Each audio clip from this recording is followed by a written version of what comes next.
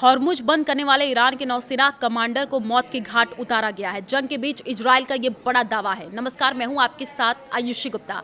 देखिए, ईरान और इजराइल के बीच छिड़ी जंग अब और भयानक रूप ले सकती है।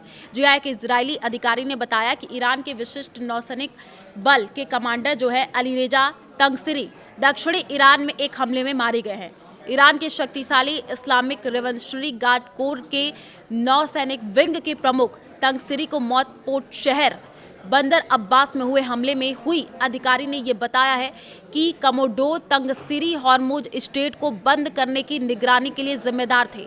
इस अहम जल मार्ग पर ईरान के नियंत्रण ने मध्य पूर्व से तेल और गैस की आपूर्ति को पूरी तरीके से बाधित कर दिया है। ईरान की सैन्य नेतृत्व को बड़ा झटका लगा है। अगर इस हमले की पुष्टि होती है तो इसे ईरान की सैन्य नेतृत्व खासकर नौसेना के लिए बड़ा झटका माना जाएगा। फारस की खाड़ी में उनकी रणनीतिक स्थिति पर भी इसका असर पड़ सकता है। ईरान, इजराइल और अमेरिका के बीच चल रही जंग में एक और बड़ा दावा सामने आया है।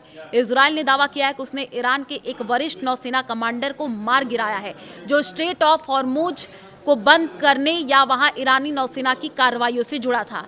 ये दावा हाल के दिनों में इजरायली हमलों की श्रृंखला का हिस्सा है, जिसमें ईरान के कई उच्च अधिकारी मारे गए हैं। कौन था ये कमांडर?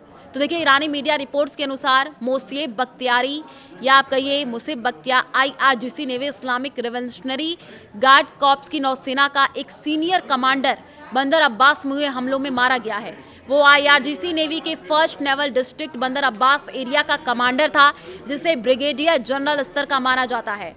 बंदर अब्बास ईरान का प्रमुख दक्षिणी बंदरगाह है, जो हॉर्मुज स्ट्रेट के बहुत करीब स्थित है। वो क्षेत्र ईरान की नौसेना गतिविधियों का केंद्र है, जहां से हॉर्मुज को नियंत्रित करने, जहाजों को रोकने या मिसाइल हमले करने की क्षमता रखी जाती है।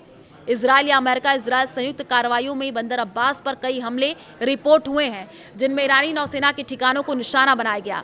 हॉर्मुज स्ट्रेट और जंग। देखिए, हॉर्मुज स्ट्रेट दुनिया की सबसे महत्वपूर्ण जलमार्गों में से एक है। यहाँ से वैश्विक तेल आपूर्ति का बड़ा हिस्सा गुजरता है। ईरान ने जंग के दौरान इसे बंद करने या जहाजों पर टोल नियंत्रण लगाने की धमकियां दी थी, जिससे ग्लोबल ऑयल सप्लाई प्रभावित हुई है। टैंकर ट्रैफिक 50 से घट करके महज 5 प्रतिदिन रह गया था। अमेरिका सेना ने यह दावा किया था कि उन्होंने ईरानी नौसेना को हॉर्मुज और अरबियन गल्फ से लगभग साफ कर दिया है। कई जहाज और पनडुब्बियां नष्ट की गई हैं। ईरान ने बदले में मिसाइल और ड्रोन हमले किए हैं, जबकि इजराइल अमेरिका ने ईरान के अंदरूनी ठिकाने मिसाइल साइट्स कमांड सेंटर पर स्ट्राइक किए। इस कमांडर की मौत उसी सिलसिले में आई है। कुछ रिपोर्ट्स में इसे इजरायली स्ट्राइक से जोड़ा गया है। हालांकि ईरान अक्सर ऐसे दावों की पुष्टि नहीं करता या देरी से करता है। ये अकेली घटना नहीं, हाल के दिनों में अगर हम देखें तो हफ्तों में ही देख ले, इजराइल ने ईरान के कई टॉप अधिकारियों को निशाना बनाया है। अली लारजनी, ईरान के सुप्रीम नेशनल सिक्योरिटी काउंसिल के सेक्रेटरी, राष्ट्रीय सुरक्षा प्रमुख, जिनकी मौत की पुष्टि ईरान ने भी की। उनके बेटे और गार्ड भी मारे गए। गुलामारिश सोलेमानी, बासिस फोर्स IRGC की पैरामिलिट्री यूनिट के प्रमुख कमांडर, अन्य IRGC और इंटेलिजेंस अधिकारी। इजरायली रक्षा मंत्री ने कहा था कि एक्सिस ऑफ एविल के कई सदस्यों को नरक की गहराई में मार गिराया गया है और भी सरप्राइज आने वाले हैं। ईरान की ओर से बदला लेने के वादे किए गए, जिसमें मिसाइल हमले भी शामिल हैं। अभी स्थिति देखिए, जंग जारी है। ईरान हॉर्मुज पर दबाव बनाए रखने की कोशिश कर रहा है। कुछ जहाजों को रोकना, टोल टैक्स की बात, लेकिन अमेरिका इजराइल की स्ट्राइक्स ने ईरानी नौसेना को काफी नुकसान पहुंचाया है। वैश्विक अर्थव्यवस्था पर भी इसका असर पड़ा है, क्योंकि तेल की कीमतें और सप्लाई चेन प्रभावित है।